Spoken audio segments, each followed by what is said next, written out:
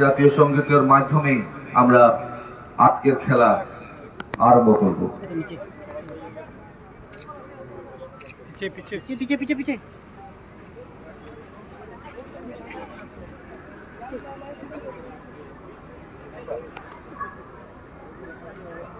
দর্শকগণকে অনুরোধ করব আপনারা সবাই করতালির মাধ্যমে আমাদের এই দু দলকে উৎসাহিত করার। 2028 গৰাকী খেলুৱৈ অংশগ্ৰহণ কৰিব।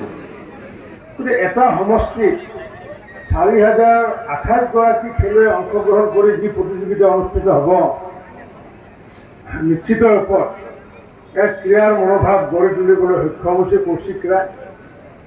আৰু ঠিক তেনেকুৱাকৈ আমি অসম চৰকাৰ আমি খেল মহাৰণ আয়োজন কৰি ফুটবল ভলীবলকে আদি কৰি কাবাডীকে আদি কৰি আমি যোৱা বছৰৰ পৰা খেল মহাৰণৰ আৰম্ভ কৰিছোঁ। যাতে সমগ্ৰ অসমত যুৱশক্তিক যাতে আমি যাতে ক্ৰীড়াৰ লগত জড়িত কৰি ৰাখিব পাৰোঁ আৰু আগন্তুক দিনত মাননীয় মুখ্যমন্ত্ৰী ডক্টৰ হিমন্ত বিশ্ব শৰ্মা ডাঙৰীয়াৰ নেতৃত্বত আমি যাতে অসমখনক যাতে এটা ক্ৰীড়াৰ হাত কৰিব পাৰোঁ, যাতে ক্ৰীড়াৰ ক্ষেত্ৰত এটা মণ্ডল কৰিব পাৰোঁ, জোন যাতে বনাব পাৰোঁ যে অসমত ফুটবলকে আদি কৰি বিভিন্ন ক্ৰীড়াৰ চৰ্চা চলি থকা এটা পৰিৱেশ বনাব পাৰোঁ। তাৰ কাৰণে মুখ্যমন্ত্ৰী ডাঙৰীয়াই ইতিমধ্যে ইণ্টাৰনেশ্যনেল গেমকে আদি কৰি নেশ্যনেল গেমকে আদি কৰি বিভিন্ন গেমছ অসমত অনুষ্ঠিত কৰিছে। আৰু সেইখিনি কথাই অনুকৰণ কৰি আমাৰ বিধায়কসকলে বা কৌশিক ৰায় ডাঙৰীয়াও এই যি আয়োজন কৰিছে, এইটো মই ভাবোঁ যে লক্ষীপুৰৰ ক্ষেত্ৰত এইটো ক্ৰীড়াৰ এটা মহাৰণ। কাৰণ 4028 গৰাকী ফুটবলাৰে ইয়াতে অংশগ্ৰহণ কৰিছে। মই তেখেতক আহ্বান জনাম, ছাজেশ্যন দিম, এই 4028 গৰাকী খেলুৱৈৰ পৰা তেওঁ এটলিষ্ট 30জন ভাল ছুপাৰ মডেল যাতে তেওঁ সৃষ্টি কৰিব পাৰে। কাৰণ 30 গৰাকী যদি খেলুৱৈ যদি তেওঁ ভাল খেলুৱৈ সৃষ্টি কৰি দুটা যদি দল তেওঁ গঠন কৰিব পাৰে, তেওঁ লক্ষীপুৰ একাদশ বা বিধায়ক লক্ষীপুৰ একাদশ বা কৌশিক ৰায় একাদশ তেতিয়াহ'লে সমগ্ৰ অসমতে এই লক্ষীপুৰৰ নাম বিৰাজমান হ'ব পাৰিব।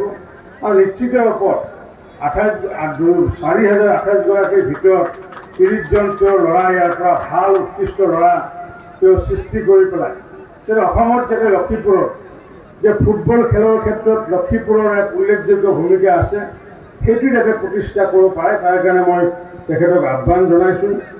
আৰু আজি আমি দেখছি এই জায়গায় শুধু খেলে নয়, খেলের সঙ্গে সাংস্কৃতিক কার্যসূচি হচ্ছে, বিহু হচ্ছে, এই জায়গায় মণিপুরী নৃত্য হচ্ছে, অনেক নৃত্য রেখেছি।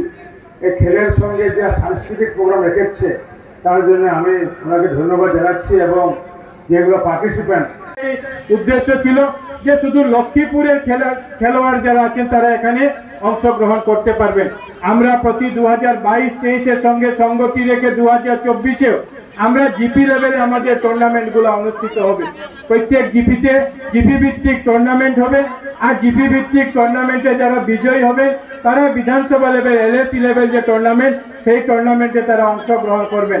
যারা এই জিপি লেভেলে যারা বিজয়ী হবেন তাদের সবাইকে আমরা বিগত 2 বছরের মতো এই বছরও 5000 টাকা করে প্রত্যেক জিপি লেভেলে চ্যাম্পিয়নদেরকে আমরা দেব।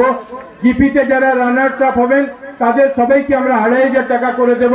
বিধানসভা ভিত্তিক যে টুর্নামেন্ট হবে এই বিধানসভায় যারা চ্যাম্পিয়ন হবেন এই এমএলএ কাপ লক্ষ্মীপুরের 2024-এ তাদেরকে আমরা 1,01,000 টাকা দেব।